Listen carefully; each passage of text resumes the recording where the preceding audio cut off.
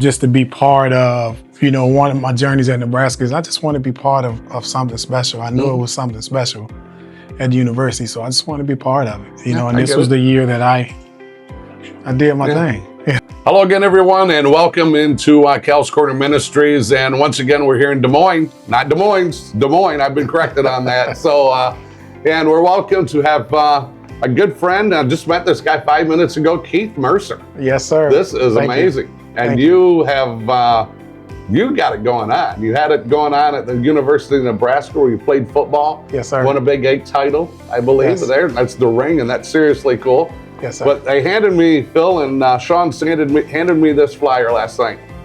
And it says, "We weren't born to be average." Yes, that was sir. the first thing I seen, and I was like, amen to that. And meeting you 5 minutes ago, I could tell you're not average. Yes, sir. You're not average at all. So, yeah. So welcome in here to the Cal's Corner podcast. We appreciate you taking your time out of your busy day. Yes. And just to sit down with us. And we want to thank Sherpa Leadership Group with Phil and Ariel. Just doing everything here to get all this production going. Yes. So, hey, let's get right at it. Yes, okay, sir. you ready? Yes, sir. All right, let's born go. Ready. Tell me the early years for you. So I was born in Southeast Washington, D.C. I'm raised in Capitol Heights, Maryland. So born and raised probably less than a mile apart. Okay. Grew up in an area that was the murder capital at the time. So I had to learn early on how to navigate that scenery. Mm-hmm. Thursdays were very important to me. Thursday was the days that the city would open the fire hydrants. So Thursdays was the days that I knew I was going to get water. I grew up around a lot of violence, drugs, poverty, lack of education. So, and I'll go into a quick story. 6 years old, I had an event that changed my life. Okay. So at the crib, my parents used to always say, you can only be one or two places. Down at the parks was known as the safe haven. Down at the park or across the street at the corner store, which for kids was great because it had an arcade in it. Yeah. Okay, gotcha. Yeah. I had old school Miss Pac-Man. I was great at that. So I remember this particular day. Mind you, it's always a lot of people out on the corners. Mm-hmm. So this particular day, it was just a different feeling walking home. I was with my brother and a couple of my buddies. My brother's 5 years older than me, Kelvin. So he always took care of me. So I hung out with him and his friends. This particular day, though, walking home, it was just something different. It was just a different feeling. I'm 6 years old now. So as we got closer to the corner, I felt this different feeling in my stomach. And what I saw next just changed my whole life. I actually saw someone get shot. I saw someone get shot in the head and get killed on the spot. And I never forget that feeling of, it was just and I get goosebumps just talking about it, just that feeling of, this is crazy, why? I'm sitting and I'm looking at this kid that couldn't have been no older than 18 years old. And the word is that it was a drug deal gone bad. It was a drug deal gone bad. And at that moment, I was numb, didn't know what to feel. And I could just remember my brother saying, come on. And he grabbed my hand and, we went back to the house and, for 3-4 years, I had nightmares about that. This is what life is. But at the time, that's what Washington, D.C. was known for. It was the murder capital. Yeah. In 1990, we had 703 men, women, and kids killed in Washington, D.C. and Prince George's County, Maryland, which is right across the line, Capitol Heights, where I was from. So think about that. As a 6-year-old, how do you deal with that? I didn't know what to do, but that's what D.C. was known for. Still is known for. It's a kill or be killed place, but it makes you stronger, but it numbs you, so that's what I was dealing with growing up. And I just had to learn early on. I knew what I didn't want to be. You know, I wasn't going to be what I saw every day. I saw either drug dealers or athletes was your two ways. Either you was going to be a drug dealer or you was going to be an athlete. And I wasn't going to be a drug dealer. I wasn't going to be a jump out kid. I wasn't going to be a dope boy. You know, I wanted to do something different because I knew it was something different out there for me. And that's when I actually started having that conversation with God. I mean, that's when I learned. I was in church a lot. Don't get me wrong, but I thought it was just a place to go to. I went every Thursday and Sunday.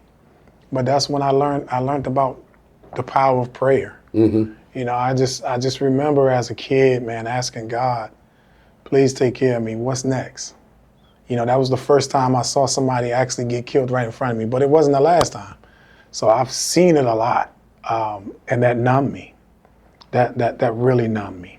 I want to ask a quick question Yes, sir. because I don't know. Yes, sir. I grew up in West Michigan on a farm. Okay. So I'm a farm kid. Okay. So we didn't have that violence that you grew up in. Yeah. What's a jump out boy?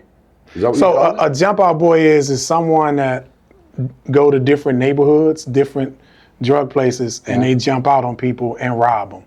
And then they'll go take the drugs and money and bring it back and sell it in their neighborhoods. So that was, but that was, yeah. Yeah, thank you. Yeah. Yes, sir. Yeah, keep on rolling. So let's see, where are we? Middle school. So I ended up moving to Maryland, Capitol Heights, Maryland, in late elementary, early middle school. Middle school was the same. I mean, it was survival mode. One of the things that DC taught me was how to survive. You know, how to survive, how to not get shot, how to not get killed. But it was only a matter of time. I kept saying to myself, it's only a matter of time before that's me. Because it happened to everybody around me. So I knew I wasn't, you know, immune to it. So I just had to figure something else out. And that's when I got introduced to sports. Okay. Sports really helped me. It occupied a lot of time. It really helped me be able to take this anger that I had built up growing up in that environment to be able to release that. And I promised God, I said, you know, if you get me out of this situation, no matter where I'm at in life, I'll do my part. I'll make sure every community that I go into, I'll do my part to be able to reach people. And I think that's why I went into some of the things that I do now. I've always studied people. I've always watched. Now, I am the second to youngest out of 90-something cousins. I'm the second youngest. I'm the first one to go to college and graduate and get a degree. You have 90 cousins. I have at least 90-something, cousins. And you're the second to the youngest. I'm the second to youngest. Me and my cousin Joe. Yep, I am the second to youngest cousin. And you're the first one to go to college. I'm the first one to go to college. I've had thousands of family reunions. Not one time was education talked about. You know, my family gave me what they had. It was up to me then to take that torch and move forward. So I used athletics. Ended up going to a high school called Bladensburg High School in Maryland. Now, the high school wasn't in the neighborhood that I'm from. So they bused us to a high school 20, 25 minutes away every day. So I ended up going to Bladensburg High School and taught me so much. That's where I started to reach my impact people. That's where my impact people actually came into my life and made a difference on what I needed. Now, I didn't know what I wanted, but I knew what I didn't want. I wasn't going to be on them corners. I just wasn't going to be on those corners. So I ended up going to high school, met some great people, met some impact people, met people that showed up for me. My godmom, Miss Angela Taylor, she did a lot for me. She saw me and saw that I was hurting, and she helped me be the director of my own movie. I remember an incident that we had at school where awards were given. And I was that kid that I just wanted people to say hi to me. I just wanted somebody to say hi to me. I wanted someone to treat me for treat me how I am, not what I show you, not what I look like or my environment, my neighborhood. I had those adults that said, oh man, he'll be dead or in jail before he was 21. I heard that hundreds of times. Now, I wasn't old enough or experienced enough to be able to speak up about that. But I took it in and I used that as motivation. Yeah. Okay. I used that as motivation. What sports did you play in high school? So I played basketball and football. Okay. I was a better basketball player, but football was easier. Yes. I was a high school All-American in football. Yeah. Quarterback and safety. So I actually have, and I'm not sure if I still have it, but I had the national record for having 12 interceptions on defense. And my primary position was quarterback. Yes. How many games scheduled then? How many games? So that was a 10 game schedule. Okay. Was it really? Yes, 10 game schedule. But you were better in basketball? I was better in basketball because that's what I saw. Only football fields we had was at the school. Yeah. So, parks, that's where I spent most of my time was at the parks. Playing basketball. Was your football coach impactful? My football coach was very impactful. Okay. And I'll tell you why, because he believed in me. My football coach and my principal was the first two people that believed in me. Now, I'm from Washington, D.C., is known as Chocolate City. So 70% of the people look like me. Okay. Okay, so my principal was white and my coach was white. And they believed in me. My principal, I'll give you my principal's story and what he did for me. One day in the hallway, I was going to homeroom and my principal stepped out in the hallway and he said, Keith, come talk to me. And I'm like, uh-oh, it's the principal. I must be in trouble. When the principal talks to you, something's up. So he says, well, what are you doing for lunch? I said, nothing. I'm thinking to myself, what did I do? He said, so don't worry about getting in line and going to get your tray. Just come in office. Come to my office and have lunch with me. So I'm like, uh-oh. So I don't know how I got through classes that morning before lunch, because I was just thinking about, well, I've been going to class, everything is okay. So I'm like, okay, not a big deal. So that walk going from my fourth period, I had lunch fifth period, from fourth period to fifth period lunch seemed like it was long, like a long, dark hallway. Yeah.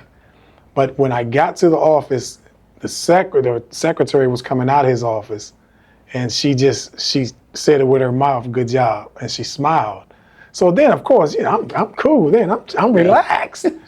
But I've never had my principal never said a lot. He watched, but he was a man of not many words, but he was a respectable guy. 6'4", 220 pounds, in great shape.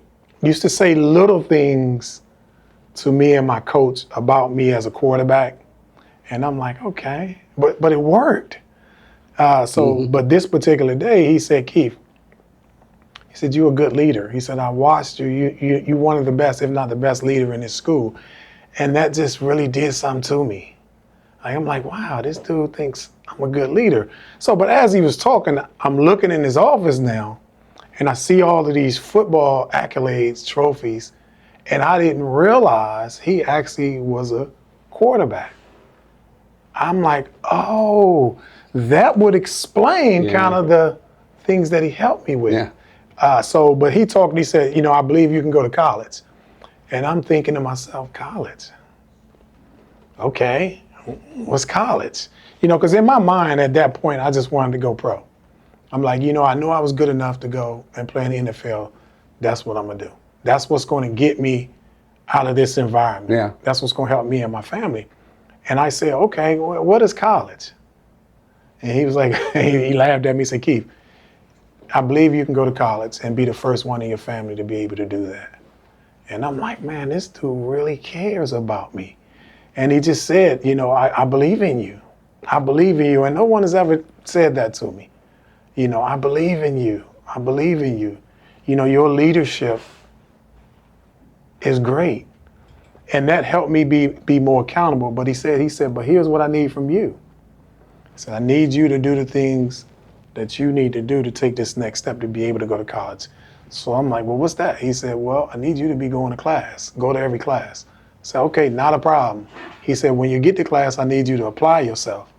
And I was like, well, what do you mean? He said, Keith, you're a very articulate guy. And then he showed me, he's like, when you look at your course schedules, he says, your teachers love you. He said, but you aren't applying yourself. And then we had a conversation, and I told him, I said, you know, Mr. Stouffer, here's the issue.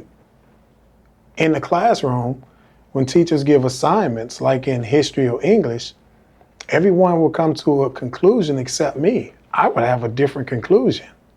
And he said to me, he said, Keith, that's not a bad thing. He said, that shows how special you are.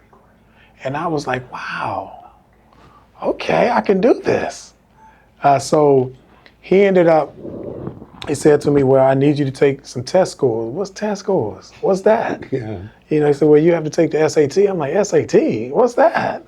So then he said, well, in order to get into college, you have to take test scores. Mm-hmm. You have to have a 2.0 grade point average and take some scores. So no one's ever taught me that or said anything to me like that. So I ended up going through that process. Here's the coolest thing about my principal. How many people can say their principal was the first one to take them on a recruit trip?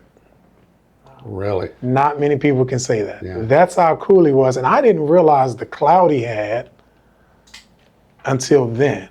So now I'm seeing a different perspective of, number one, why he was in so good a shape, mm-hmm. why people looked up to him, and it was just that love that he had for me to just be that person in that moment to believe in me, and that gave me all the energy in the world that I needed. Mm-hmm. We're going to take a quick time out, yes, and sir. we're going to come right back to that. Yes, sir. Okay. Okay? Okay. Yeah, you're listening here, Cal's Corner Ministries, the Des Moines version, and we'll be back in just a moment.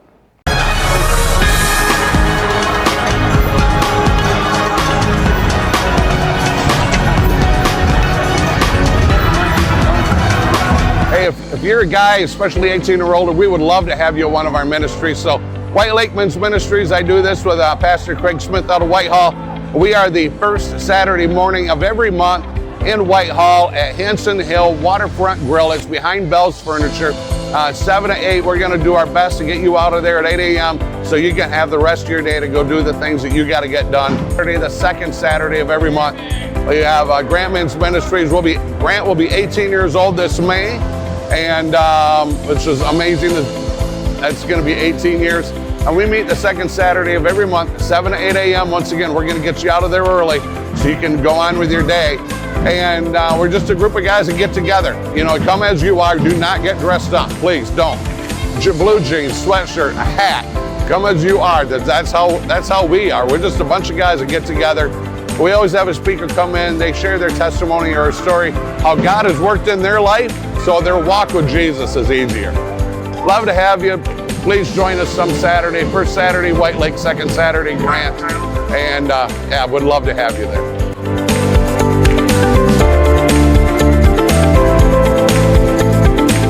Back here with Cal's Corner Ministries, and just having a great chat here with Keith so far. It's been awesome. And so you get your test scores back. Yes, sir. Tell us about that, and then tell us where you ended up, because... Yes, sir. So I didn't know that. I knew I needed to get a 700 and a 2.0 to be able to go Division I. Okay. So I didn't know it was a PSAT you could take. I didn't know it was a prep test you could take. So what I did was I did what my training said. I took the test, got done with the test, and there was still time left. So I went back and filled in C for every answer. So I figured I was told that you had a 50% chance of getting the question right. Okay. What I didn't realize was the SAT, they deduct points for wrong answers. No one told me that. Oh. I ended up getting a 690. I needed one question away. So you would have been, if you would not have filled them in, yes, you'd have been golden. I'd have been golden. Okay. I'd have been going, but again, life, Yeah. life lessons. So I ended up having to go to junior college. Okay. Went to a junior college at home, Montgomery Junior College, which is in Rockville, Maryland. I was the first freshman to start on my junior college team. So my junior college, we played in the semi-championship game, and then my senior year, my second year, we played in the actually national championship game against Coffeyville, Kansas. Okay. So then I'm like, okay, well, I finished junior college, now what? Well, no, you got to graduate from junior college. You got to get your associate's degree to be eligible to go Division I. So in order to do that, to be able to participate in the spring, you have to take take full-time credits. So mind you, I only needed 6 hours to graduate, but in order to participate, you have to have a 12-hour schedule. Mm-hmm. So 6 hours over. I was 6 hours over. So I ended up graduating. My high school wide receiver, Dwayne, had went to Nebraska previous. Okay. Dwayne came home and he was just healthy. I mean, his whole conversation was different. He was bigger. He looked good. And I'm like, man, what are they doing out there to you in Nebraska? Now, in high school, if you would have gave me a map and told me to point out where Nebraska or even Iowa was, I couldn't do it. I wouldn't have been able to do it. Yeah. But he did the research, so he ended up going to Nebraska a year before me. And I was just shocked at how he looked when he came home. And he was just happy. He was at peace. And he was talking to me a little bit about what Nebraska did for him, and that was amazing. And that was amazing. And I know Nebraska, I had an opportunity to go to Nebraska. After looking at him and how healthy he was, I was like, okay, that's where I'm going. So I had my coach then reach out and let Nebraska know, listen, I want to come. So I ended up going to Lincoln, Nebraska. Left home with a brown suitcase with duct tape on it. That's all I had. Brown suitcase, duct tape on it, and I had my Bible. Showed up in Lincoln, and it was, oh my God. Yeah, it's a little different. Woo, you talking about a different change. Mm-hmm. So I ended up coming to Nebraska again. It was different. The transition was different. Started playing football, and I loved it, but it was different. And I remember getting in a fight probably 2 weeks straight, to where one of the coaches came up to me and said, Keith, what's wrong? Everything okay? And I'm okay, yeah, I'm doing good, Coach. What's up? He said, Keith, do you realize? And then he gave me the chart. You've been in a fight every day. I said, Coach, where I'm from, if I'm not fighting, I'm not trying. And then he said to me, he said, Keith, but that's not why I brought you here. He said, I brought you here to be a good teammate, to be a good citizen, and to be able to talk about Christ, to be a better Christian. Can I ask who that coach was? Coach Osborne, of course. Tom Osborne. Of course. Yeah. See, Coach Osborne, and I get goosebumps just talking about him. So now, and I wasn't the man on the team. So he really didn't have to, I was a role player. He really didn't have to go above and beyond. The one thing about Coach Osborne, he knew your mom and your dad's name, and he treated everybody the same. And that was big for me. That was big for me. He always had time. One of the things how you measure a good coach is what are the things that he does when the camera's not on. Mm-hmm. I've never seen Coach Osborne walk by a kid without saying something encouraging. Never, still to today, I've never seen that. He's always been, how can I help you? You need anything? Are you okay? Your parents okay? That was Coach Osborne. But what I realized was I was still in survival mode because that's what I knew. It was that kill or be killed mentality. Now I'm gonna get you for you get me. That was the mentality I had. But part of my journey, I believe that why God sent me to Nebraska is I had to learn about teamwork. I needed Coach Osborne to help me with life. I needed that, and it taught me so many lessons just about life. Things that I needed that I didn't know, things I needed to develop. But then he allowed me to be me. He allowed me to grow. And most people didn't know Coach Osborne was a professor. And he was a psychology guy. And that's why I went into psychology. I had already I knew about people, but he helped me connect the dots and the words to understand why things were the way that they were. Mm-hmm. That was a great transition for me. I had a great experience at Nebraska. I learned about teamwork. I learned about how to prepare for the future. I learned how to communicate. I learned how to be disciplined, how nutrition play such a role. But also I learned, and I think the biggest thing is how to be intentional about my future, how to take education serious. Because I'm gonna be honest with you, I wasn't going to class. I've never, look, it don't snow like this where I'm from in Washington, D.C. Mm-hmm. It don't snow like this. Yeah. I remember one month in Nebraska where it snowed every day. And it's only a 2-lane road, and what they would do was just, I thought was crazy. They wouldn't get the snow up. They would just move it to one of the roads. I'm like, that's gonna create more traffic. So it was a time where I wasn't going to class, and it was just too cold. No, I'm not about to do that. And the coaches said, Keith, we need you to go to class. And I remember asking Coach Osborne, because I was always honest, why do you keep talking to me about going to class? I'm gonna be here for practice and I'm good. And he said, Keith, if I can't trust you in the classroom, how am I going to trust you on the field? He said, there's going to come a day where you're going to have to put the ball down, then what? And that something clicked. He was right. So then I said, I was honest. I said, Coach, I tried. So I started going to class and then just started learning, started developing these good habits that actually translated to the field. Oh, okay, this is what he did. But it just made me feel better about my future. So I ended up playing in Nebraska, had a great experience. So my second year, I felt like I was positioned to do some really good things. And that was the time at Nebraska where a lot of people was going pro. Mm-hmm. And I felt like I was at the top of the food chain, so to speak, in our room. And I remember another event that really, really, really changed me. Mr. Al Papik is the liaison for the NCAA. I got a letter from him in my locker. And I'm like, uh-oh, here we go again. Like, what is this about? So I just said they wanted me to come in and talk to him. I've never had coffee.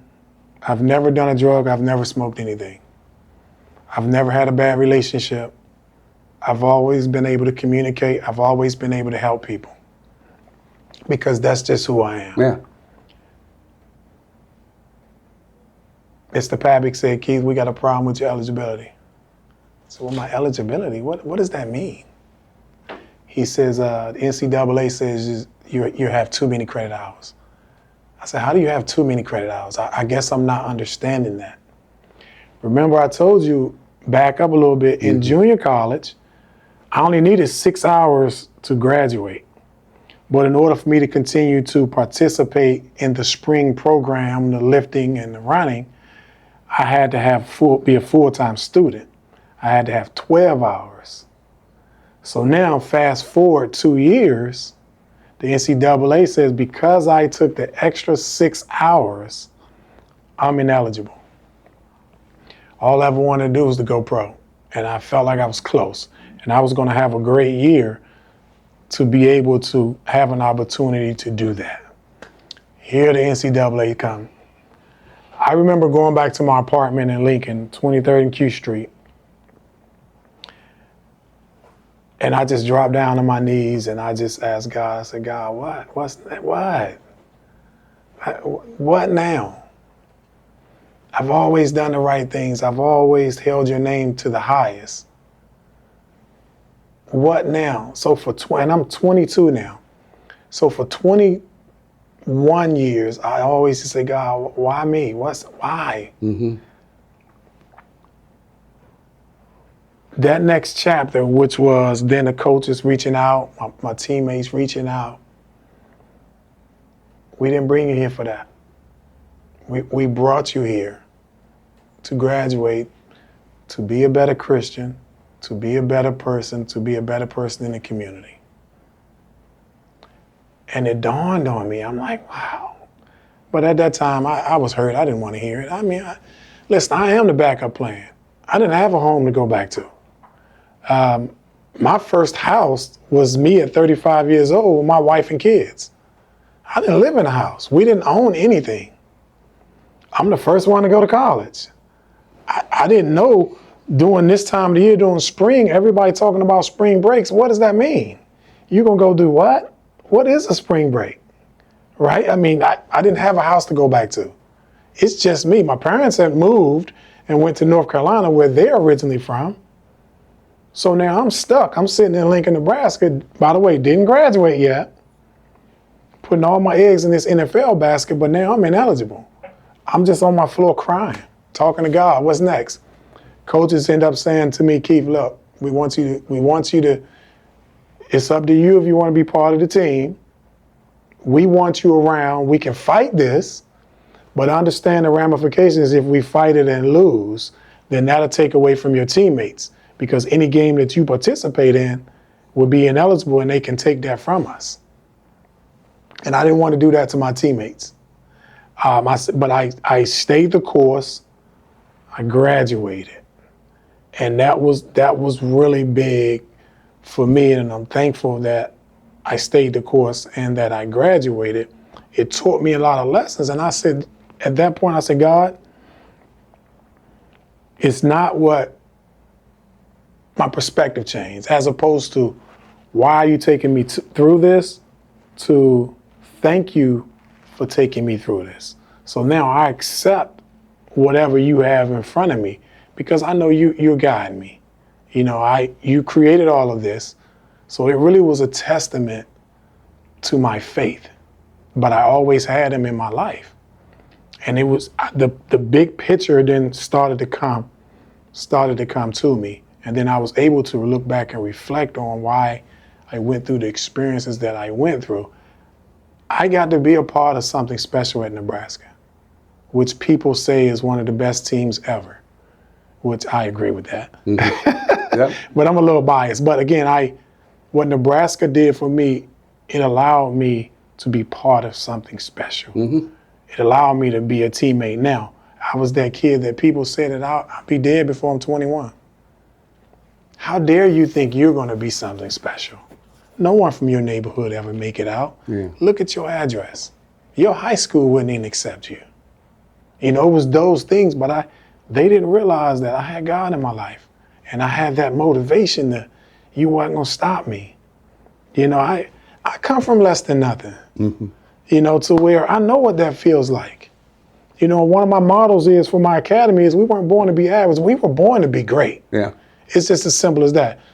I feel that the reason why our purpose is in the world is, and the reason why we're still here is because we have a talent that the world needs in order for the world to be a better place. Mm-hmm. We just got to develop those personal agencies to help us develop those tools to be able to be the best us we can be. Yeah. Let's talk about a moment here. Yes, sir. After you graduate, because I want to talk about your academy and everything that you're doing. Tell us about what happened after you graduated. So after I graduated, I still trained because I wanted to prove to myself and others that I could make it professionally. Mm-hmm. So I ended up playing a little bit, played arena ball, had some soft calls, some teams called, but nothing significant. Mm-hmm. I ended up started working, and I just asked God, what's next?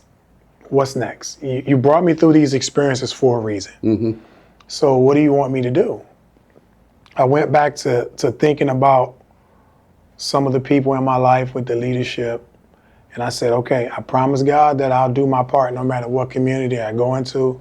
What's these next steps? So then I just started helping people. I started working with people, and I had some adults that wanted me to come around and talk, and I've always been able to uplift people. I've always been able to inspire and bring out the best in people. So I've always been a tempo setter. So again, my college girlfriend, then wife now, once I got done playing ball, she ended up moving to Iowa. So I ended up coming back to Iowa, and I said, you know, what's next? So then I opened up an academy. I said, okay, what am I good at? What skills do I have that can help with these communities? So I started out with athletic training, created the Mercer Elite Athletic Academy. Just started helping people, started helping students, but then I got really successful with it. So then I was able to reflect, okay, why am I so successful? Why do people want to be around me? And it was bigger than the athletic part. It was the mentality part. And that's why my friends call me the mentality expert.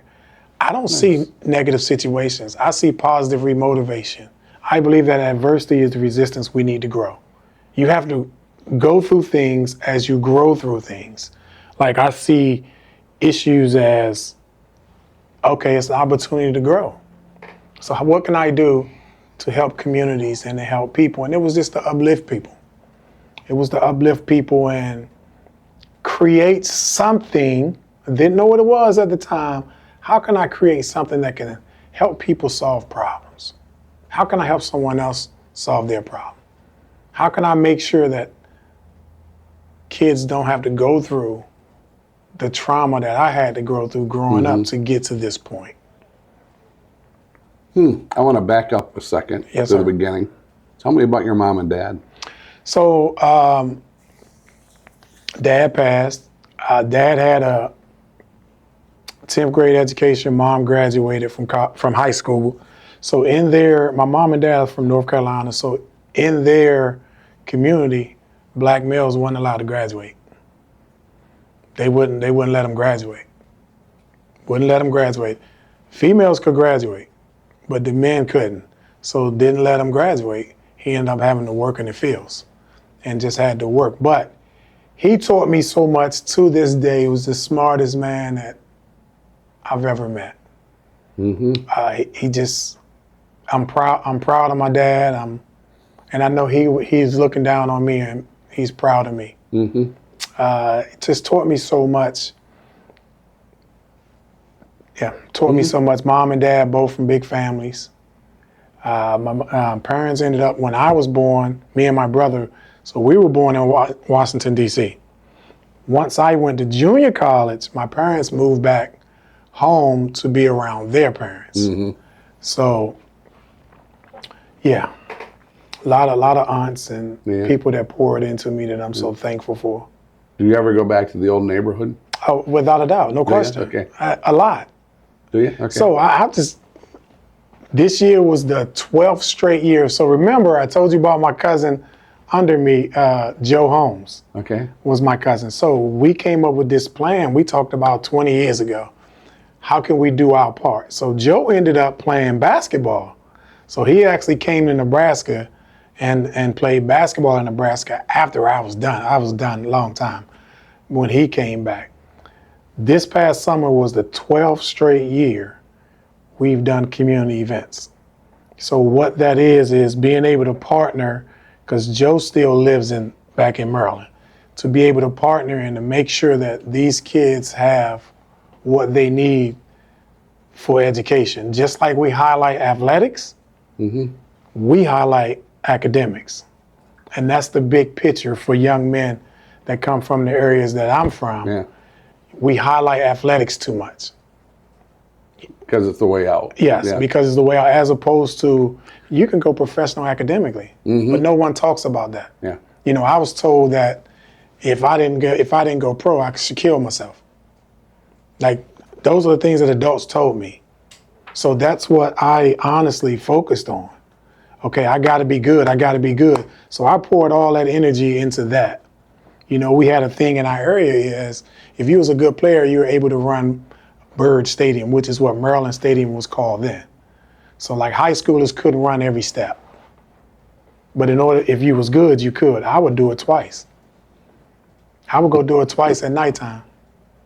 And people would be like, okay, but that was the things that I was running away from. I learned at an early age how to channel my anger, because I was an angry kid growing up, how to channel that anger and put that into something positive. How to put that into something positive growing up. And then my brother ended up leaving and going into the Marines and then the Navy, and then I was alone. Didn't know what to do. Where's your brother now? So my brother lives in Maryland now. Does he? Yes. What does he do? So he's retired. Does he? Yeah. Retired out of the Navy? So he went from Navy to, he was a Navy engineer to doing engineering after the Navy. Oh, gotcha. Yes. He was a Navy SEAL.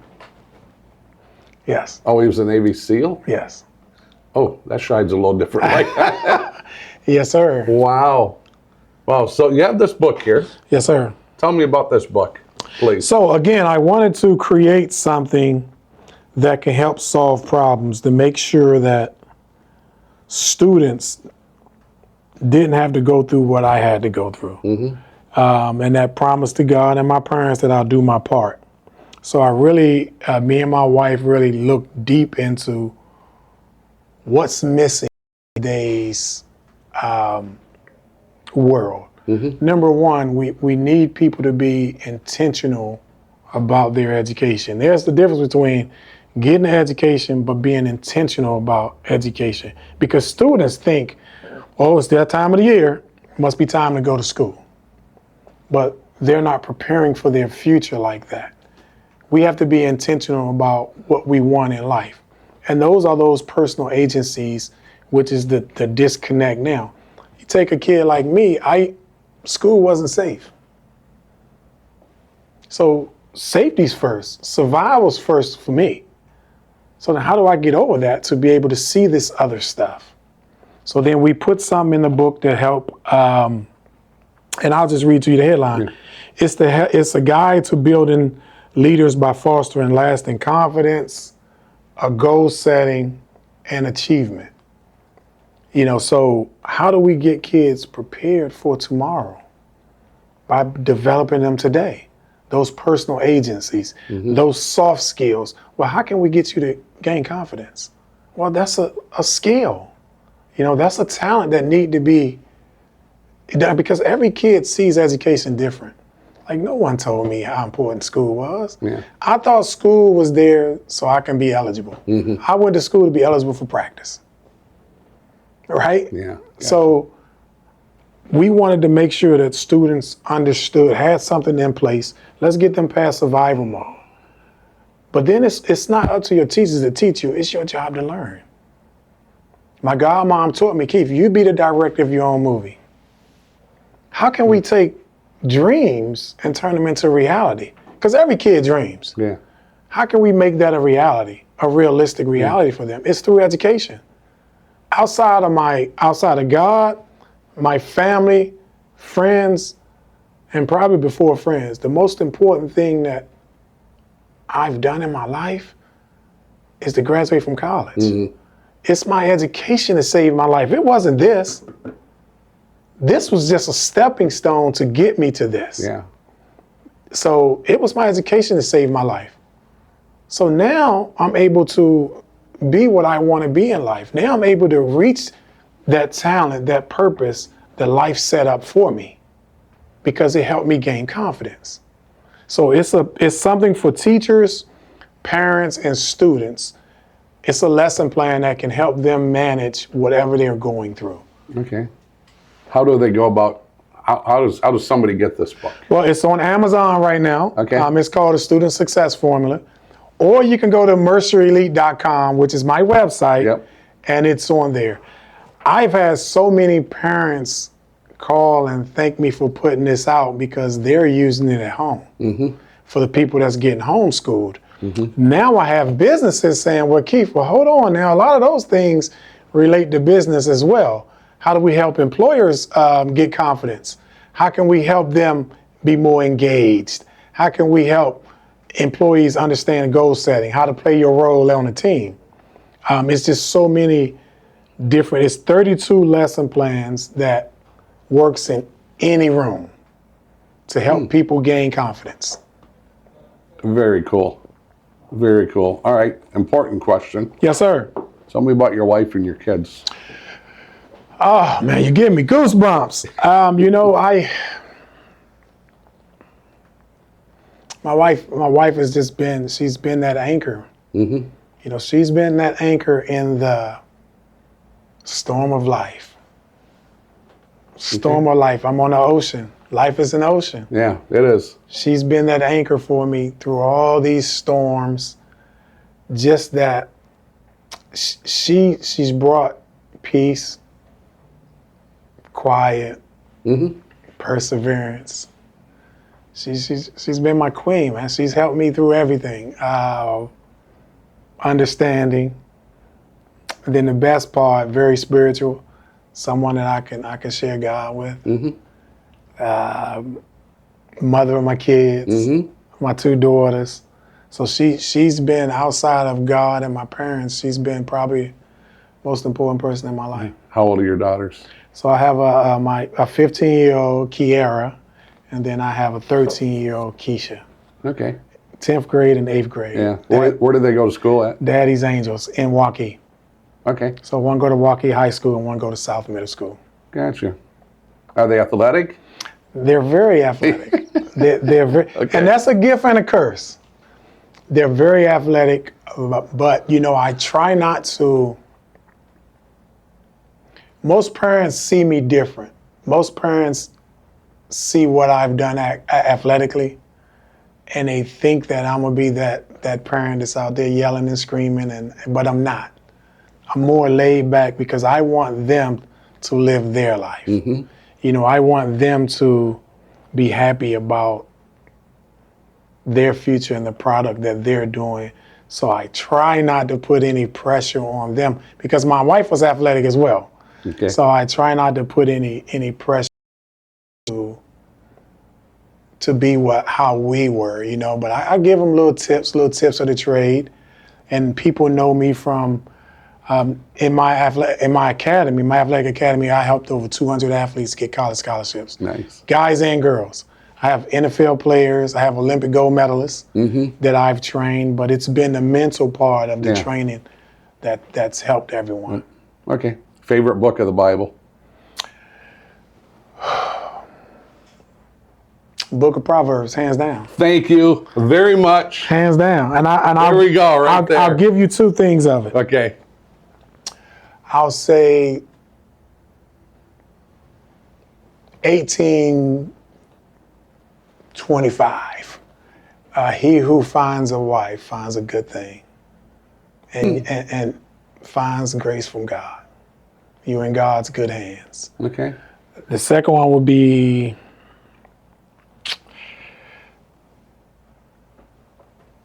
18:15. And that's a wise man and woman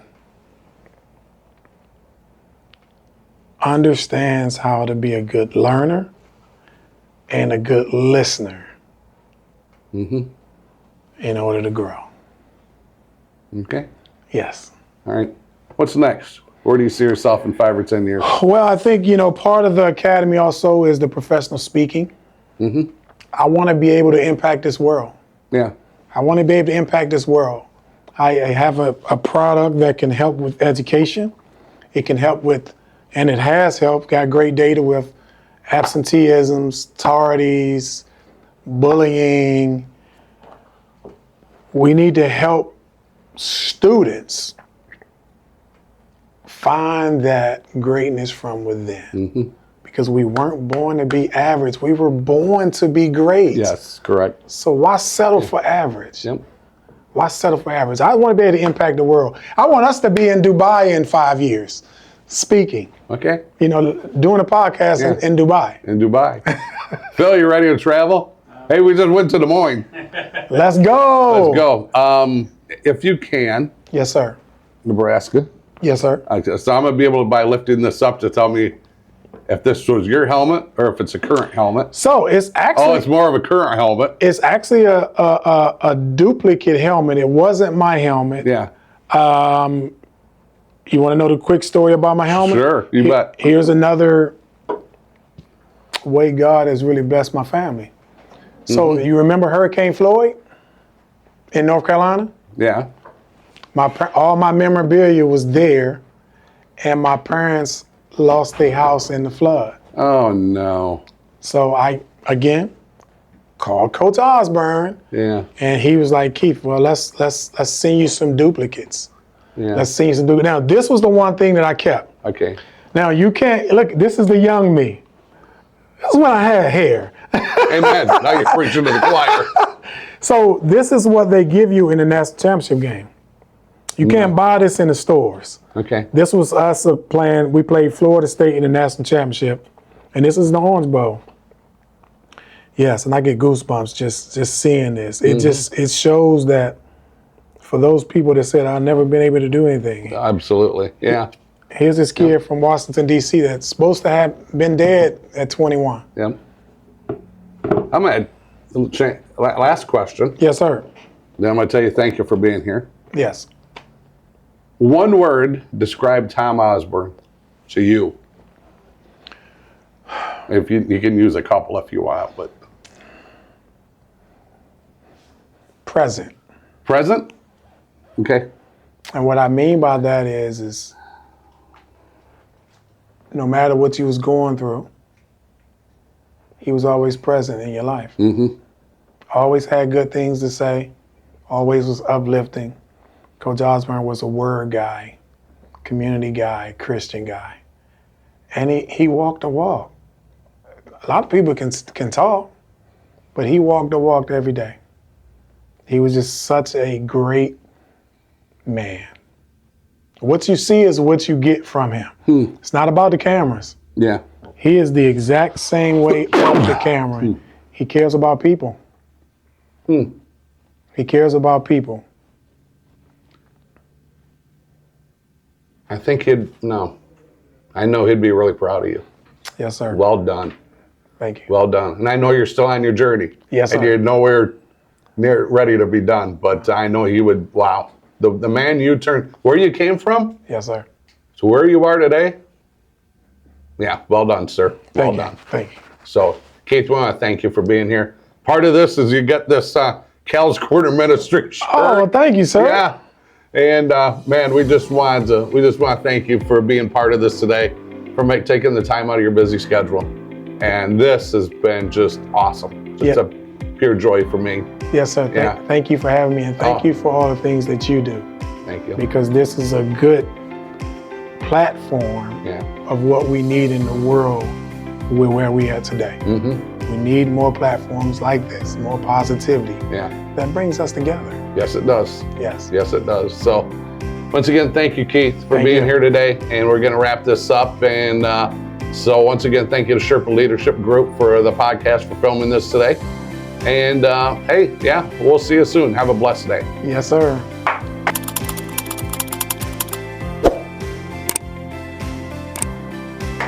Nice job. Well, thank you. Thank you. Thank you. Thank you. Incredible. I got.